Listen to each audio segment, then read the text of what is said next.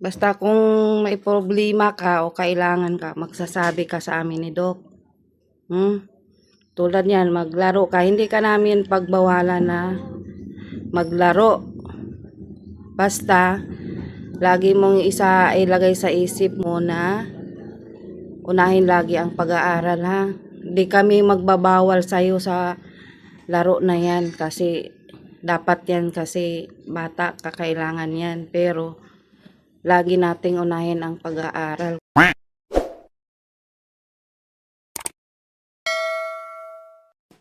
Ano, si Darwin? Saan ka? Lakad? Anong gagawin nyo? Anong oras ka babalik? Basta mag-iingat lagi, ha. Pag pwede mo naman dalhin dito yung mga kaklase mo. Pwede kayo dyan sa garahe. Kung gusto mo may bola ka, mayroong taas, pwede kayong magtambay sa taas, may electric fan. Tapos, maaga pa naman, mag-usap muna tayo. Puka muna.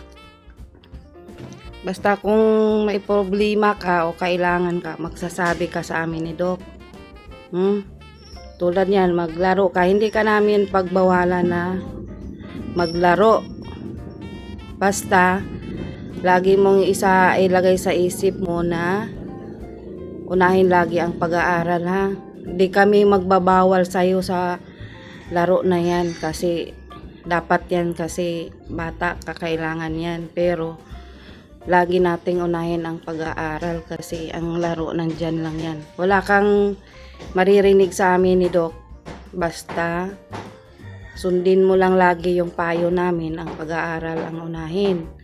Halimbawa, meron kang assignment, unahin mo yung assignment, or project bago ka maglaro. Kasi mamaya nasobrahan ka na sa laro, napagod ka na, wala nang assignment magawa or project. Yan ang lagi nating unahin. Hindi kami magbabawal sa iyo. Yan, kung gusto mo, dalhin mo dito yung mga ka-classmate mo.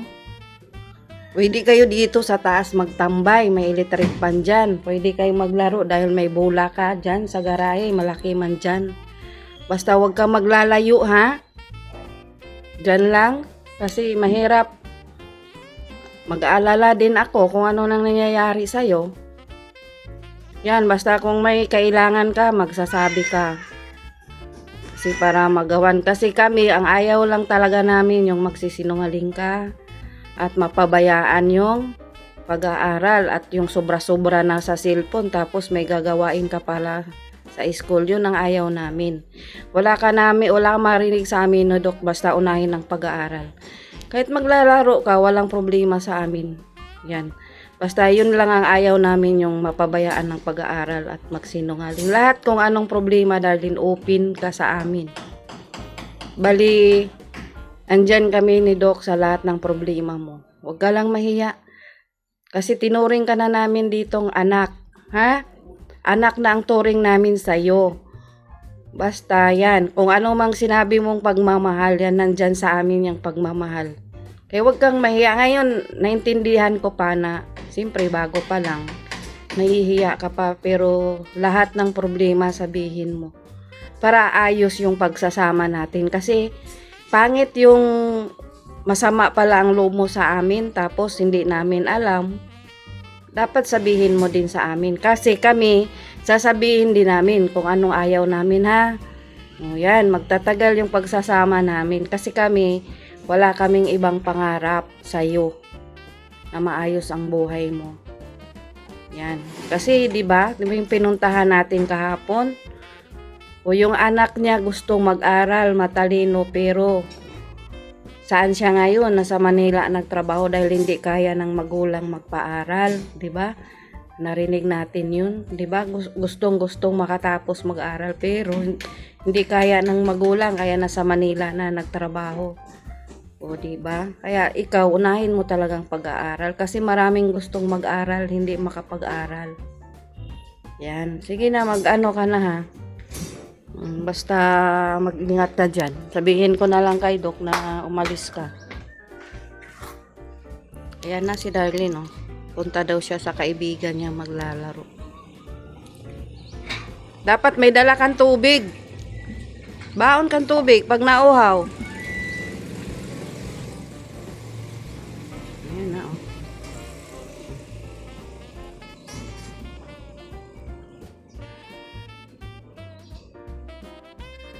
Yan, kumain na yan. Nag-almusal na din yan siya. Kasi sabi ko kumain na. Sana aalis daw, mag-ano sila.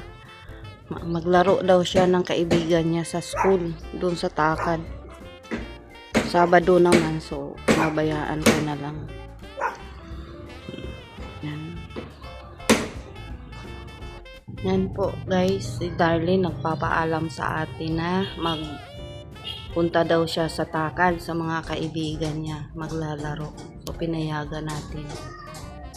Kasi para malibang-libang din siya, pero yun nga, sabi ko nga sa kanya, kung gusto niya dalhin niya mga kaibigan niya dito sila maglaro, pwede dito sa garahe. Malaki naman yung garahe, o kaya sa taas, malaki sa taas, at may electric pan. Para ang gusto ko lang mangyari na dito na lang sila maglalaro, para makikita ko lang, kaysa doon kung saan hindi ko makikita kung anong ginagawa ni Darlene. Kaya sinabihan ko siya, pwede sila dito sa bahay, mga kaibigan niya. Pwede dito sa bahay maglalaro, kasi malaki naman yung garahe namin. Pwede rin doon sa taas, kasi malaki naman yung taas, at may electric pan doon. Kasi ayaw ko po yung hindi ko na alam po anong pinagagawa ni Darlene. Mas gusto ko pa barkada na kaibigan na lang niya ang magdayo sa amin. Mas gustuhin ko pa yun, kasi makikita ko si Darlene. Yan lang po ang gusto ko.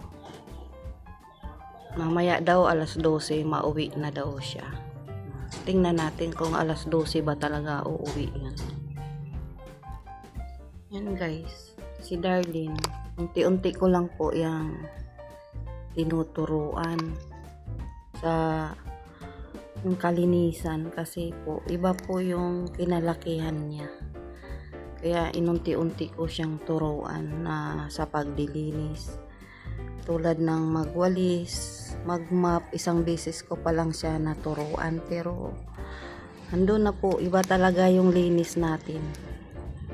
Pero alam ko, sabi ko matututo din to katagalan. Iba talaga yung linis natin guys, kasi iba talaga. Tapos yung sa paghuhugas, tinuturuan ko na din siya, kasi yung bagang kinasanayan niya na pagkatapos kumain ilagay lang sa lababo. Nga sa ngayon, tinuturuan ko na siya na pagkatapos kumain, maghugas, kasi minsan may langaw. Sabi ko, yun, nasunod naman. Yun, tapos yung pag-aayos ng kwarto niya, inaano ko na sana, ganyan, inuutosan ko. Tapos yung pagligpit ng higaan, kasi wala po sa kanya yun. Kaya yun ang lagi kong tinuturo sa kanya. Unti-unti matututo din yan. Marami pa akong sa kanya, kasi minsan po doon tayo baka nahihiya lang po talaga si Darlene, pero alam ko matututo din, masasanay po. Ngayon hindi na siya nag-isip na umuwi sa kanila, kasi may kaibigan na po siya dito. Minsan sinasama niya pag uwi, kasama po niya mga classmate niya dito. Baka hindi na po yan mag-isip na uuwi doon sa kanila. Ngayon Sabado, ngayon akala ko nga mag-ano na naman sa aking uuwi, pero hindi man siya nagsabing uuwi. Maglalaro daw siya kasama ng mga kaibigan niya. Okay lang. okay lang basta akin yung pag-aaral niya lagi niyang unahin. Yun lang payo ko lagi sa kanya. Yan. Ayan nandoon na Nandoon na sa malayo. Sa naglalakad pa sa school. Hindi na makita Yun Yun, naglalakad. Doon na, hindi na makita.